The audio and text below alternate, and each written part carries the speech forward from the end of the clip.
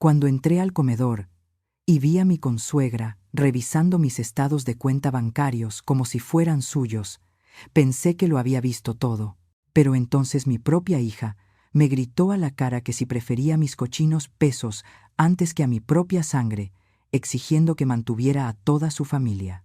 Sentí un zumbido ensordecedor en los oídos y la taza de café se me resbaló de las manos temblorosas, estrellándose contra el suelo igual que mi confianza. Creyeron que por ser viuda agacharía la cabeza, pero ese fue el instante exacto en que decidí que nadie volvería a robarme mi dignidad. Antes de contarte cómo recuperé el control de mi vida, suscríbete al canal y activa la campanita para no perderte desenlaces impactantes como este. Esta historia es vital para cualquier madre que sienta que están abusando de su bondad y esfuerzo. Te aseguro que el final te dará la valentía que necesitas, así que acompáñame hasta el último segundo. Soy doña Rosario. Tengo 63 años y vivo en Morelia, Michoacán, donde levanté mi casa vendiendo corundas. Toda mi vida creí que el amor de madre no tenía límites ni condiciones. Nunca imaginé que tendría que aprender a la mala que a veces amar también significa cerrar la puerta. Nada se compara con el sonido de la masa entre las manos, ese clap, clap, clap rítmico que he escuchado desde que era una guacha y veía a mi abuela torteando en el patio de tierra. Hoy es domingo, y se supone que debería estar descansando, con la cocina económica cerrada y el letrero de nos vemos mañana colgado en la reja. Pero para mí, el descanso no es estarme quieta.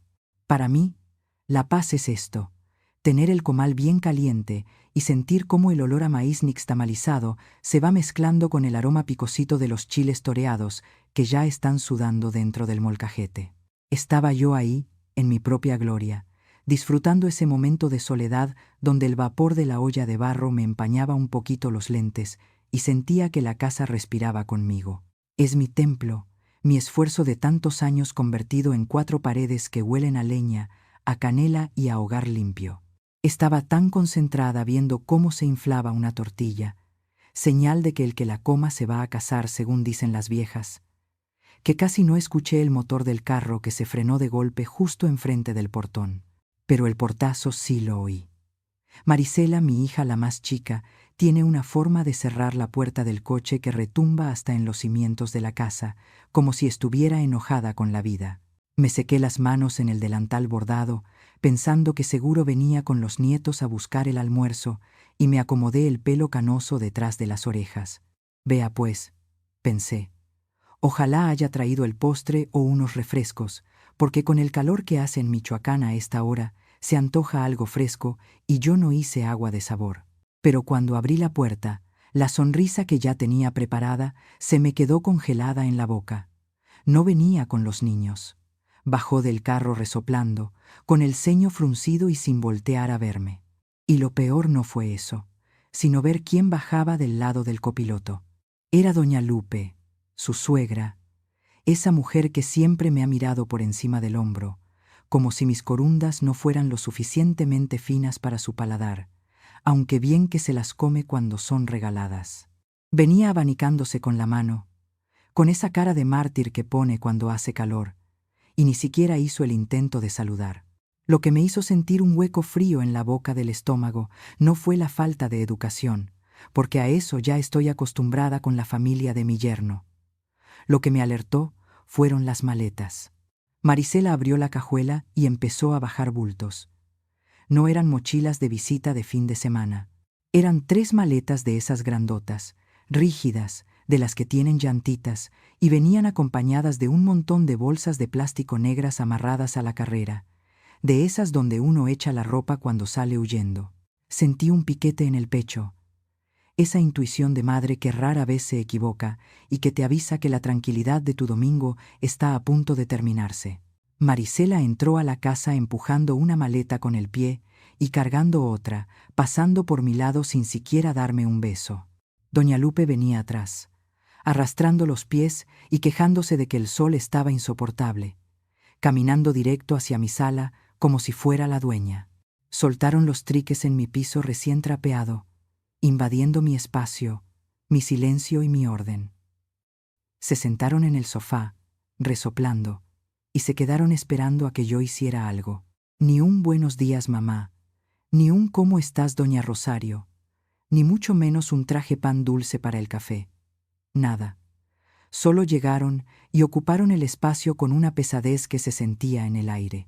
Yo me quedé parada en el marco de la puerta de la cocina, sintiendo cómo se me secaba la masa en los dedos. Intenté no pensar mal. Me dije a mí misma que no me achicopalara antes de tiempo, que seguro se les había descompuesto el boiler o que iban a pintar su casa. Les ofrecí un vaso de agua por pura cortesía, porque en esta casa la educación no se le niega a nadie, aunque doña Lupe me pidió una coca bien fría con un tono que parecía orden. Mientras le servía, notaba cómo Marisela evitaba mis ojos, mirando hacia todos lados menos hacia mí, criticando que tenía muchas plantas o que los cuadros estaban chuecos. Regresé a la cocina por las tortillas, que ya se me estaban pasando de tueste, y Marisela me siguió. Se recargó en la barra de azulejos que tanto trabajo me costó pagar. Agarró un pedazo de queso fresco del plato sin pedir permiso y se lo metió a la boca con ansiedad. Yo esperaba una explicación, una disculpa por llegar así, sin avisar. Pero ella solo se limpió las manos en el pantalón y me soltó la bomba con una naturalidad que me dio miedo. Me dijo, sin una pizca de vergüenza, que qué bueno que había cocinado tanto, porque traían mucha hambre y venían para largo. Y en ese momento, con el olor a salsa de molcajete llenando la cocina, supe que esas maletas en la sala no eran ropa sucia para lavar, sino el peso de un problema que me acababan de echar encima, sin preguntarme si yo tenía las fuerzas para cargarlo. Ver esas maletas amontonadas en mi sala fue como recibir un cubetazo de agua helada, de esos que te despiertan de golpe aunque no quieras. Mientras Marisela se servía otro pedazo de queso con la mano, mi mente se fue derechito a 20 años atrás, cuando la vida me dio el golpe más duro. Me quedé viuda a los 40, con 3 hijos y una mano adelante y otra atrás. Nadie sabe lo que es llorarle a un muerto en la noche y tener que levantarse a las 4 de la mañana a preparar nixtamal para que tus hijos coman. Nadie les contó a estas mujeres que esta casa, la que ahora pisan con tanto descaro, no se levantó con varitas mágicas, sino con el sudor de mi frente y el dolor de mi espalda cargando canastas de corundas por todo el centro de Morelia. Ahorré peso sobre peso, centavo sobre centavo, aguantando lluvias y desprecios, sin pedirle fiado a nadie, ni siquiera a mi compadre, que siempre se ofreció a ayudarme. Mi orgullo y mis manos fueron mi único capital. Tal vez ahí estuvo mi error, en querer darles todo lo que yo no tuve para que no sufrieran. Y con Marisela, por ser la más chica, la raspa de la olla, se me fue la mano. Ella no conoció las carencias, no vio cuando contábamos los frijoles para que alcanzaran. Ella creció cuando el negocio ya daba, cuando ya había camioneta para repartir y piso firme en los cuartos. Se acostumbró a estirar la mano y recibir, a que su mamá fuerte le resolviera la vida. Nunca le exigí que aprendiera a envolver un tamal, ni que se quemara las manos en el comal. Quería que estudiara, que fuera una licenciada, y miren lo que son las cosas. Terminó creyendo que el esfuerzo ajeno es su derecho de nacimiento. Siempre fue la consentida, la que estrenaba ropa en Navidad aunque sus hermanos repitieran, y ahora esa misma niña mimada me estaba mirando con unos ojos que ya no reconocía, unos ojos llenos de cálculo y frialdad. Salí de mis pensamientos cuando escuché el ruido de las llantitas de las maletas rodando por el pasillo. Alcé la vista y sentí que la sangre se me iba a los talones. Marisela no estaba llevando las cosas al cuarto de visitas, ese que tengo siempre arreglado con sábanas limpias por si alguien llega. No. Iba derechito a mi recámara, a mi santuario, al único lugar donde tengo mis recuerdos, mi altar con la foto de mi viejo y mi cama con el colchón ortopédico que tanto trabajo me costó comprar para mis dolores de espalda. Me interpuse en el pasillo, con el corazón galopando, y le pregunté qué estaba haciendo, a dónde creía que iba con todo ese tilichero. Marisela ni siquiera se detuvo, solo me esquivó con la mirada y siguió empujando la maleta como si yo fuera un mueble más que estorbaba. Me soltó con una tranquilidad pasmosa que iba a instalar a doña Lupe en mi cuarto. Así sin más. Según ella, la señora no podía quedarse en el cuarto de huéspedes porque el colchón estaba muy duro y a su suegra le dolían mucho las rodillas, que necesitaba el baño propio que está dentro de mi recámara para no tener que caminar tanto en la noche. Sentí una indignación tan grande que me tembló la voz. Le dije que esa era mi cama, mi espacio, y que no iba a salirme de mi propio cuarto en mi propia casa. Pero Marisela ya traía el discurso preparado, ese que saben usar tan bien los hijos que olvidan el respeto. Se paró en seco, dejó la maleta y se volteó hacia mí, poniendo las manos en la cintura igualito a como lo hacía de niña cuando hacía berrinche. Pero ahora era una mujer hecha y derecha lastimándome. Me miró de arriba abajo y me soltó las palabras que se me clavaron como espinas. Me dijo que era increíble que yo fuera tan egoísta, que vivía sola en una casa inmensa que me sobraba por todos lados, mientras ellas pasaban necesidades. Me echó en cara que el negocio de comida me dejaba re bien, que tenía dinero guardado y que era un pecado mortal negarle la comodidad a una anciana enferma como su suegra, siendo familia. Lo dijo con tal seguridad, con tal veneno disfrazado de caridad cristiana, que por un segundo me hizo dudar, me hizo sentir culpable por tener lo que tengo.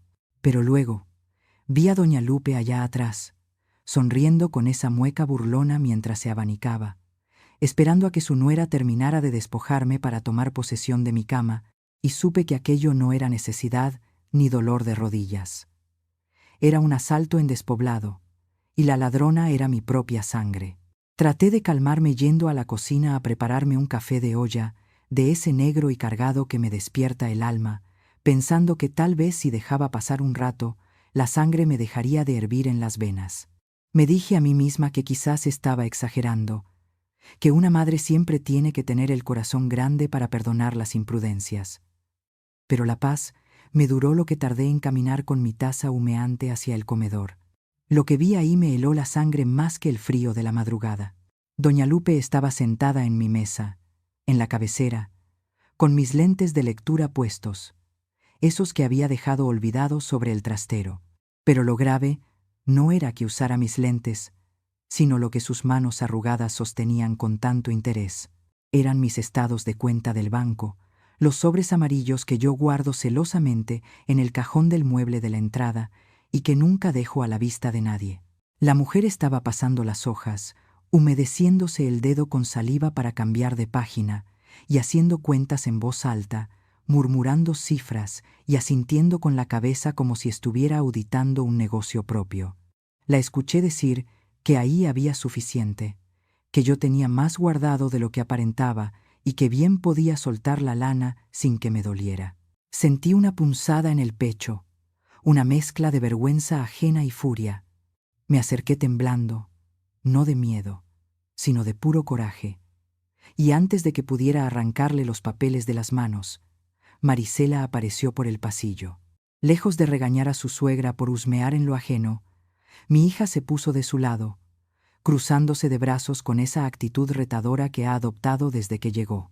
Ahí fue cuando soltó la verdad, la razón real detrás de las maletas y la invasión. Sin rodeos y sin una pizca de pena, me confesó que a su marido lo habían corrido del trabajo hacía 2 meses por un problema de desfalco, aunque ella juraba que fue una injusticia. Me dijo que debían hasta la camisa, que les estaban quitando la casa y el coche, y que por eso habían venido a refugiarse conmigo. Hasta ahí mi corazón de madre, aunque dolido, hubiera entendido la desgracia. Pero Marisela no terminó ahí. Con una frialdad que me desconoció, me explicó el nuevo arreglo familiar que ella ya había decidido en su cabeza. Según sus planes, yo no solo tenía que darles techo y comida a las 3 generaciones. Me dijo, con una naturalidad espantosa, que como yo me pasaba todo el día en el negocio ganando dinero, doña Lupe se iba a encargar de cuidar la casa. Y por ese gran sacrificio de sentarse en mi sofá a ver telenovelas, Marisela exigía que yo le diera una mesada semanal a su suegra, un sueldo. Hágame usted el favor, porque según ella, el trabajo doméstico se paga y yo ya no estaba en edad de llevar la casa sola. Querían que yo mantuviera al marido desempleado, a la hija exigente, a los nietos, y encima le pagara un salario a la mujer que me acababa de robar mi recámara. En ese momento mi cuerpo dijo basta. Sentí un zumbido fuerte en los oídos, como si tuviera un enjambre de abejas dentro de la cabeza. El calor se me subió de golpe al cuello, y las manos me empezaron a temblar sin control, un temblor feo, de esos que no se quitan apretando los puños. La taza de barro que traía en la mano se me resbaló de los dedos sudorosos y se estrelló contra el piso, salpicando de café negro y pedazos de barro mis zapatos y los de doña Lupe. El estruendo nos cayó a todas, pero yo no podía dejar de temblar. No era por el dinero. Gracias a Dios y a mi lomo partido nunca me ha faltado para compartir. Era el descaro. Era ver cómo mi propia hija, esa a la que le cambié los pañales y le pagué la carrera, me estaba viendo no como a su madre, sino como a una vaca lechera a la que hay que exprimir hasta la última gota. Me dolió en el alma darme cuenta de que para ella mi esfuerzo de años no merecía respeto, sino que era un botín que ella sentía que le pertenecía por derecho, confundiendo mi amor incondicional con una obligación de mantenerle sus caprichos y hasta los de su suegra. Me tuve que agarrar del respaldo de la silla porque sentí que el suelo se me movía, mientras Marisela, en lugar de preguntarme si estaba bien, solo bufó molesta por el café derramado en el piso. Después del incidente en la cocina, me encerré en el baño un momento, no para llorar, sino para lavarme la cara y quitarme el temblor de las manos con agua fría. Ahí, mirándome al espejo, vi a la Rosario que vendía corundas bajo la lluvia, esa mujer que no se doblaba ante nadie, y decidí que esa mujer no iba a dejar que la despojaran en su propia casa. Salí con el paso firme y marqué un solo número, el de mi compadre Jacinto. Él no es solo el padrino de bautizo de Marisela, es un abogado de los de antes, de los que saben que la ley y la decencia van de la mano. Le dije que viniera para la cena, que necesitaba que su ahijada escuchara unas verdades delante de un testigo que impone respeto. Cuando llegó la noche, el ambiente en el comedor se podía cortar con un cuchillo. Marisela y doña Lupe cenaron en silencio, mirándose entre ellas, seguras de que ya me habían doblado las manos. Pero cuando sonó el timbre y vieron entrar a mi compadre con su portafolio bajo el brazo y ese bigote que no admite bromas, se les mudó el color. Les pedí que no se levantaran, que la sobremesa iba a ser larga y necesaria. Jacinto se sentó a mi lado, y su sola presencia me dio la fuerza que me faltaba, como si me hubiera prestado un poco de su autoridad. No me anduve por las ramas. Con la voz más serena que pude encontrar, les dije que había revisado la situación y que la propuesta de mantenernos a todos y pagarle un sueldo a doña Lupe era una falta de respeto inaceptable. Marisela saltó de la silla como si tuviera un resorte, con la cara roja de coraje. Empezó a gritarme ahí mismo, delante de su padrino, acusándome de ser una madre desnaturalizada. Me lanzó la pregunta como si fuera una pedrada, diciéndome que si acaso prefería mis cochinos pesos guardados en el banco antes que el bienestar de mi propia hija, que si el dinero valía más para mí que su propia sangre.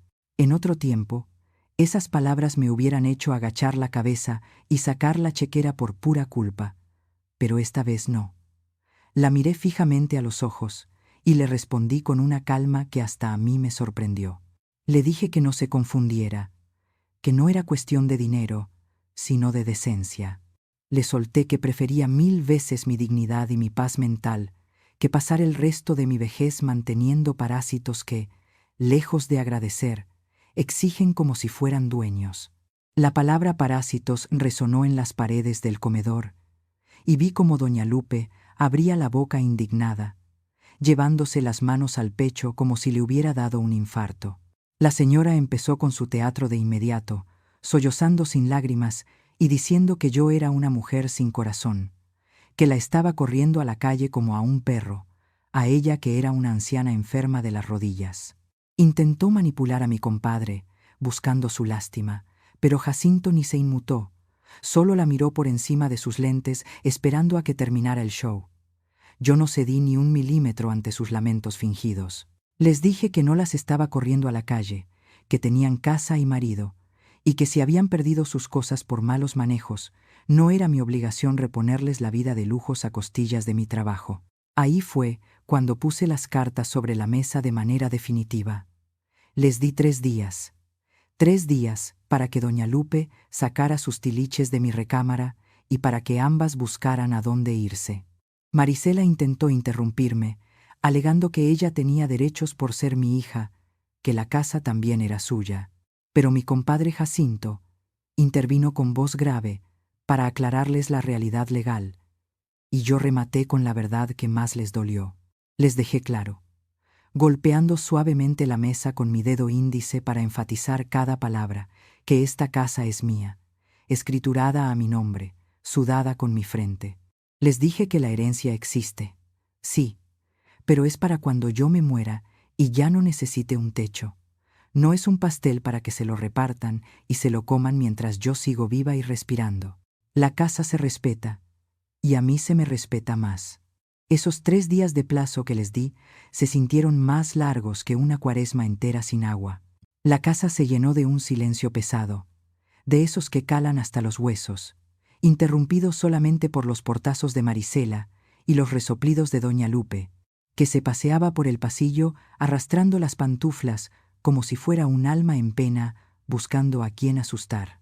Nadie me dirigió la palabra, ni falta que hacía, porque las miradas de odio que me lanzaban cada vez que nos cruzábamos en la cocina decían más que 1000 maldiciones. Yo me mantuve firme, encerrada en mi cuarto o trabajando en el patio, encomendándome a mi Virgen de la Salud de Pátzcuaro, pidiéndole que me diera la fortaleza para no doblar las manos, para que no me ganara el sentimiento de culpa que las madres traemos tatuado en el alma. Le recé con fe, diciéndole: Madre mía, tú que curas los cuerpos, cúrame también este dolor de ver a mi hija convertida en una extraña, y no dejes que me achicopale ahora que necesito ser más fuerte que un roble. Cuando se cumplió la hora, el domingo por la tarde, vi salir las mismas maletas que habían entrado invadiendo mi paz, pero ahora iban cargadas de rencor. Marisela no se despidió como una hija debe despedirse de su madre. Se paró en la puerta, con la mano en la perilla, y me soltó el veneno final, ese que sabía que me iba a doler más que cualquier insulto. Me dijo que si tanto quería mi soledad y mi dinero, que me quedara con ellos, pero que me olvidara de ver a mis nietos. Me amenazó con que no los volvería a traer, porque según ella, una abuela que no apoya a la familia en desgracia no merece el cariño de los niños. Vea, pues, lo que son las cosas. Usar a las criaturas inocentes como moneda de cambio, como si el amor se comprara con transferencias bancarias. Sentí que el corazón se me arrugaba como una hoja seca, pero me mordí el rebozo para no llorar frente a ellas. Les dije que Dios las bendijera y cerré la puerta tras sus espaldas. Cuando el motor del coche se alejó y el ruido se perdió calle abajo, me quedé parada en medio de la sala. El silencio volvió, pero esta vez no se sentía pesado, se sentía limpio. Caminé despacio hacia la cocina, mi lugar seguro, y puse agua en la olla de barro para un café. Mientras el piloncillo y la canela soltaban su aroma, me senté en la silla de madera, esa que ha aguantado mi peso y mis penas por tantos años.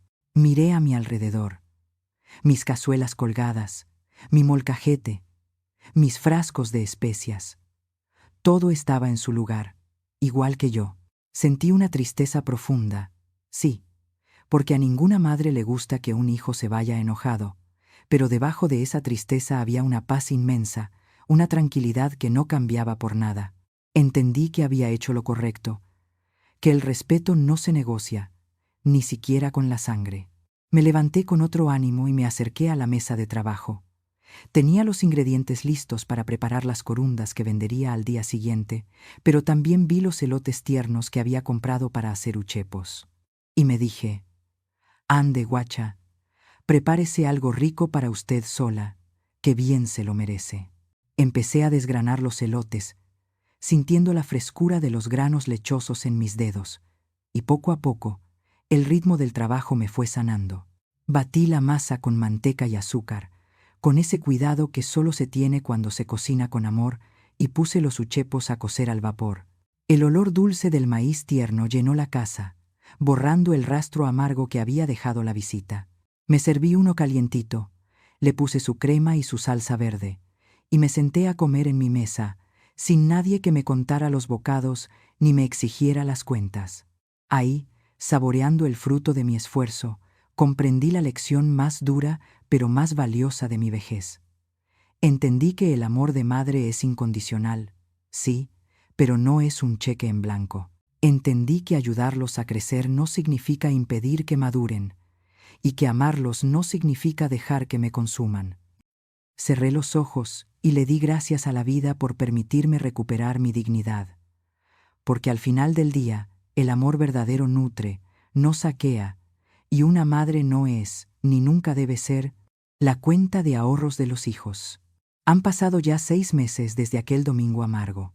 Marisela cumplió su amenaza y no ha traído a mis nietos, y aunque el silencio a veces cala, mi tranquilidad vale más que cualquier visita forzada. Mi cocina económica sigue prosperando con clientes que sí valoran mi sazón, y cada noche descanso tranquila en mi propia cama, sabiendo que nadie volverá a invadir mi santuario ni a faltarle el respeto a mi esfuerzo. Aprendí que la dignidad no caduca con la vejez, y que el respeto no se mendiga, se defiende con firmeza. Mi consejo para ustedes es simple. Tengan siempre las escrituras a su nombre y nunca cedan el control de su casa por lástima o culpa. El amor verdadero no exige sacrificios que te anulan. ¿Y tú? ¿Alguna vez has tenido que cerrar la puerta a un hijo para proteger tu paz mental? Los leo en los comentarios. Doña Rosario, 63 años.